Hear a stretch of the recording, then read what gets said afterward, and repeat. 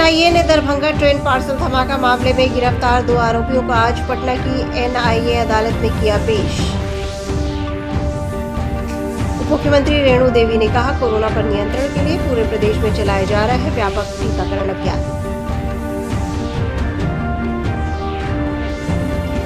मुजफ्फरपुर में एक सड़क दुर्घटना में 5 बच्चों की हुई मौत।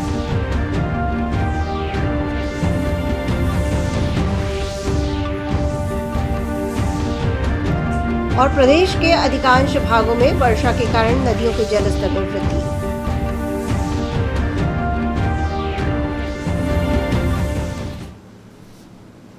नमस्कार, स्वागत है आपका इस बुलेटिन में। अभी तक की खबरों के साथ मैं अंशु अवस्थी। अब खबरों पर विस्तार से नजर डालते हैं।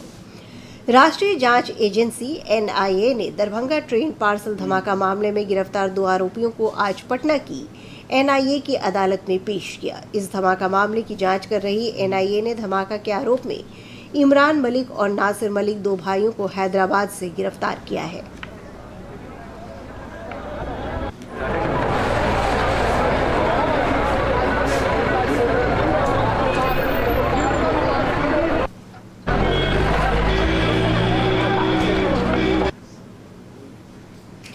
उप मुख्यमंत्री रेणु देवी ने कहा है कि कोरोना पर नियंत्रण के लिए पूरे प्रदेश में व्यापक टीकाकरण अभियान चलाया जा रहा है। इस अभियान को सफल बनाने के लिए सरकार के साथ साथ संगठन के स्तर से भी प्रयास किए जा रहे हैं। रेणु देवी ने बांका में संवाददाताओं से बातचीत करते हुए कहा कि सरकार ने अगले 6 महीने में 6 करोड़ लोगों को कोरोना का टीका लगाने का लक्ष्य निर्धारित किया है। इसे हर हाल में पूरा किया जाएगा। और चारों अध्यक्ष से हमने आग्रह किया है कि हम लोग प्रत्येक बूथ को कोरोना मुक्त करें और 6 करोड़ का जो मेरा टारगेट है 6 महीने का, माननीय हमारे नीतीश कुमार जी का। प्रदेश में कोविड से स्वस्थ होने की दर बढ़कर 98.43% हो गई है। पटना में 36 समेत 187 नए कोरोना संक्रमण मामलों की पुष्टि की गई है। स्वास्थ्य विभाग से प्राप्त जानकारी के अनुसार अब तक 7,10,793 लोग स्वस्थ हो चुके हैं। फिलहाल सक्रिय मामलों की संख्या 1,715 है। वहीं इस वैश्विक महामारी से राज्य में 9,592 लोगों की मौत हुई है। इस बुलेटिन का सीधा प्रसारण आप हमारे YouTube channel DD news Bihar पर देख सकते हैं। इसके अलावा ट्विटर और फेसबुक पेज पर भी ताज़ा तरीन समाचार और सूचनाएं उपलब्ध हैं। हमारे YouTube चैनल तक पहुंचने के लिए अपने मोबाइल से स्क्रीन पर दिखाए जा रहे QR कोड को स्कैन करें और DD बिहार से प्रसारित होने वाले समाचार देखें।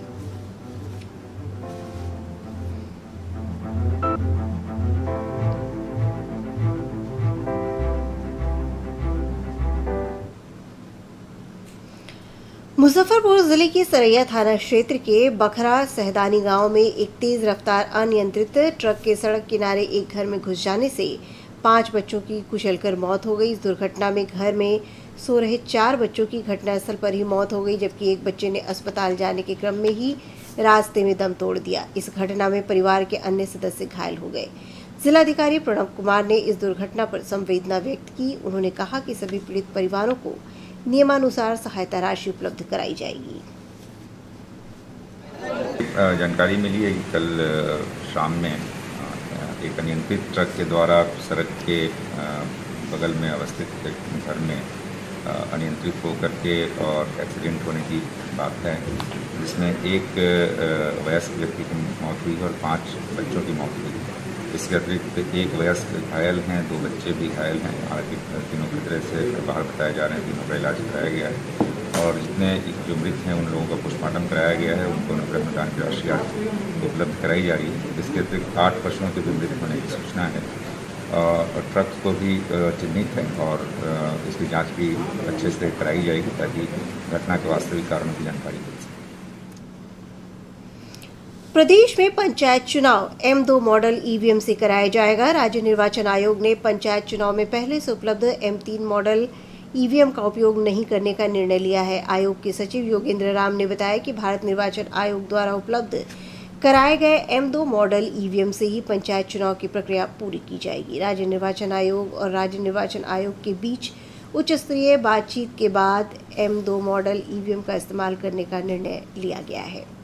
हिंदुस्तानी आवाम मोर्चा के अध्यक्ष और पूर्व मुख्यमंत्री जीतन राम मांझी ने प्रधानमंत्री नरेंद्र मोदी का आभार व्यक्त करते हुए कहा कि उन्होंने पत्र लिखकर केंद्र सरकार से सामाजिक मुद्दे पर कुछ मांगे रखी थी, जिस पर पहल शुरू हो गई है।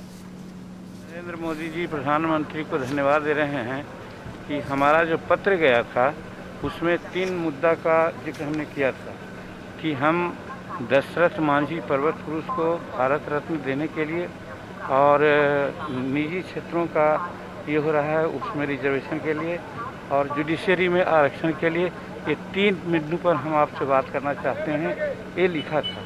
थैंक्स इसलिए देते हैं कि हमारे पत्र को मिलते ही उन्होंने एक कमेटी कंस्टिट्यूट कर दी। कमेटी के हेड गृह मंत्री अमित शाह जी और उसके बाद JP नड्डा साहब और फिर जो पंजाब जी हैं। अगली खबर मानसून की। प्रदेश में मानसून के सक्रिय रहने के कारण अधिकांश भागों में रुक रुक कर वर्षा हो रही है। मौसम विभाग ने अगले 24 घंटों के दौरान राज्य के पूर्वी हिस्सों और नेपाल के तराई वाले क्षेत्र से सटे जिलों में कुछ स्थानों पर भारी बारिश की चेतावनी जारी की है। मौसम वैज्ञानिक SK मंडल ने बारिश के दौरान वज्रपात की आशंका को देखते हुए लोगों से सतर्कता बरतने की अपील की है। इधर वर्षा के कारण विभिन्न नदियों के जलस्तर में वृद्धि हुई है। 8 प्रमुख नदियों का जलस्तर खतरे के निशान को पार कर गया है। विभिन्न जिलों में बाढ़ की स्थिति बनी हुई है। पश्चिम चंपारण जिले के नरकटियागंज अनुमंडल क्षेत्र के विभिन्न पंचायतों का प्रखंड और जिला मुख्यालय से संपर्क टूट गया है। वाल्मीकि नगर गंडक बराज से पानी छोड़े जाने के कारण गंडक सिकरहना सहित विभिन्न नदियों का जलस्तर खतरे के निशान को पार कर गया है, जिससे बड़ी आबादी प्रभावित हुई है। दुकान के लिए हम लोग कह रहे हैं दूसरी जगह शिफ्ट किया जाए।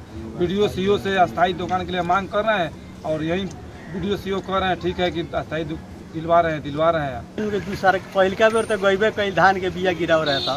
55 रुपया 50 रुपया किलो के धान के बिया कीन के गिराव रहा। पहिलका बाढ़ ले गई, दूसरको में फिर गिराव रहा धान के बिया, फिर ई बाढ़ ले गई।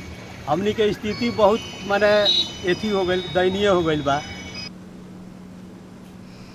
मुंगेर में मुख्यमंत्री दिव्यांगजन सशक्तिकरण योजना के तहत जिलाधिकारी नवीन कुमार ने जिले के 20 चयनित दिव्यांगजनों के बीच ट्राई साइकिल का वितरण किया। इस अवसर पर जिलाधिकारी ने कहा कि जिला प्रशासन का यह प्रयास सभी दिव्यांगजनों के जीवन को बेहतर बनाने के लिए सहायक होगा। उन्होंने कहा कि 15 दिनों के अंदर प्रतीक्षा सूची में शामिल सभी दिव्यांगजनों को सहायक उपकरण उपलब्ध करा दिया जाएगा। ट्राई साइकिल मिलने के बाद लाभार्थी खुशी महसूस कर रहे हैं।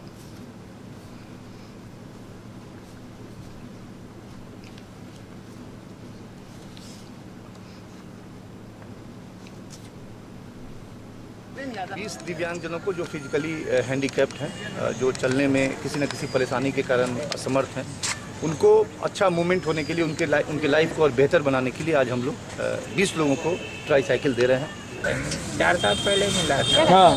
1 साल पहले काम तो बहुत अच्छे कर रहे हैं। हाँ? घर से बुला दे रहे हैं।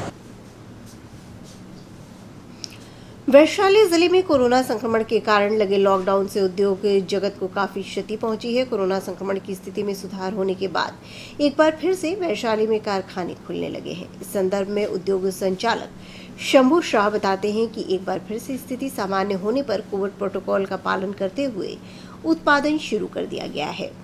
कारखाने में काम करने वाले मजदूरों को उम्मीद है कि फिर से लॉकडाउन जैसी नौबत नहीं आएगी और आगे चलकर आर्थिक समस्याएं उत्पन्न नहीं होंगी। असर तो बहुत पड़ा था, प्राय लगभग बंदे की तरह हो गया था, लेकिन धीरे धीरे लॉकडाउन खत्म होते ही धीरे धीरे पटरी पर लौट रहा है। हम लोग वर्कर लोग भी धीरे धीरे करके अपना फैक्ट्री में आना शुरू किया है और हम वास्तविक में भगवान से कामना करते हैं भगवान ऐसा स्थिति नहीं आवे, ताकि कम से कम जो हमारा स्टाफ लोग है फैक्ट्री के चाहे जो लोग हो नीचे से लेकर ऊपर तक सब लोग बहुत परेशानी में थे। लॉकडाउन में भी डील हुआ है तो थोड़ा बहुत अभी काम चालू हुआ है और हम ये चाहते हैं कि दोबारा से ऐसे लॉकडाउन ना लगे। ऊपर वाले से हमारी यही दुआ है कि सभी का काम अच्छे से चले और सभी को रोजगार मिले। प्रधानमंत्री आवास योजना खगड़िया जिले में गरीब परिवारों के लिए वरदान साबित हो रहा है। खगड़िया जिले में बड़ी संख्या में गरीब परिवार इस योजना से लाभान्वित हुए हैं। कोरोना महामारी के दौरान प्रधानमंत्री नरेंद्र मोदी की पहल से आम जनता काफी खुश है। पीएम आवास योजना को लेकर खुशी प्रकट करते हुए स्थानीय ग्रामीणों ने कहा कि इस योजना से बरसात में काफी लाभ पहुंचा है।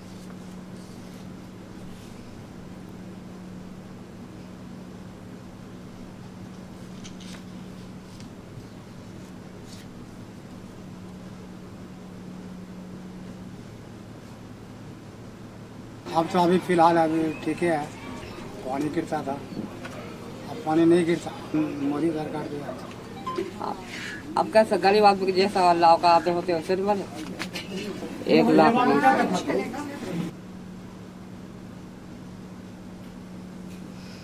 और 3 मिनट में 10 खबरें। रेल मंत्री पीयूष गोयल ने कहा है कि देश भर में कोविड टीकाकरण अभियान तेजी से चलाया जा रहा है। उन्होंने चार्टर्ड अकाउंटेंट संस्थानों से इस अभियान में सक्रिय रूप से भाग लेने का आग्रह किया।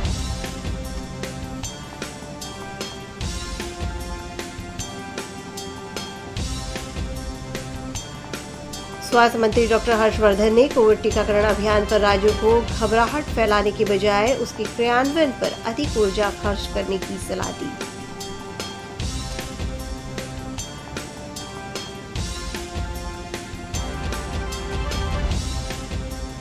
प्रदेश के सभी जिला अस्पतालों में RT-PCR लैब की स्थापना की जाएगी। स्वास्थ्य मंत्री मंगल पांडे ने की घोषणा।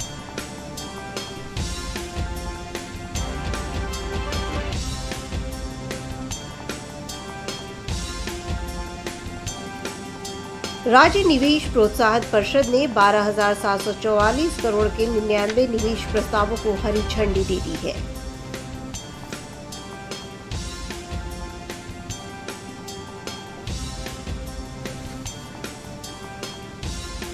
मुंगेर में 80 स्थानों पर कोरोना टीकाकरण अभियान चलाया गया। जिलाधिकारी ने केंद्रों का निरीक्षण कर लोगों को जागरूक करते हुए टीका लेने की अपील की।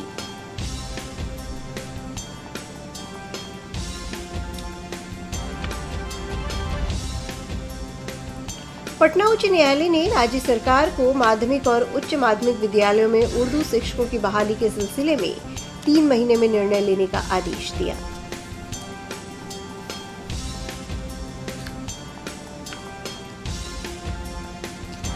सीतामढ़ी जिले के आंगनबाड़ी केंद्रों पर कुपोषण दूर करने के लिए की गई है विशेष पहल। बच्चों को खिलाया जा रहा है पौष्टिक लड्डू।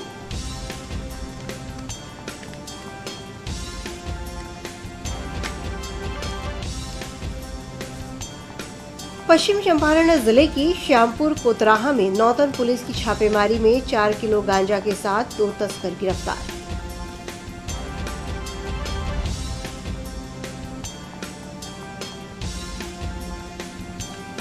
सीतामढ़ी जिले के रीगा प्रखंड के इमली बाजार में सरकारी पोखर में अज्ञात लोगों ने जहर डाल दिया है, जिससे लाखों रुपए की मछली नष्ट हो गई है।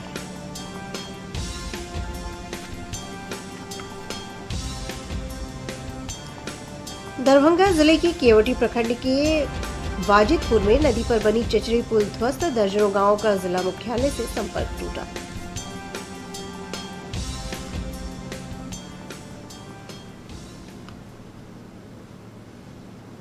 अंत में सुर्खियों पर एक नजर फिर से डालते हैं।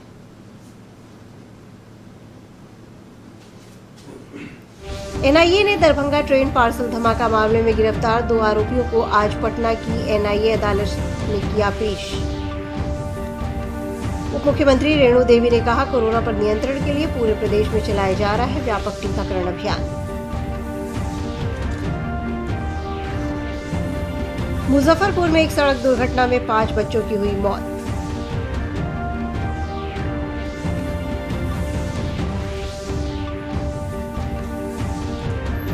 और प्रदेश के अधिकांश भागों में वर्षा के कारण नदियों के जलस्तर में वृद्धि।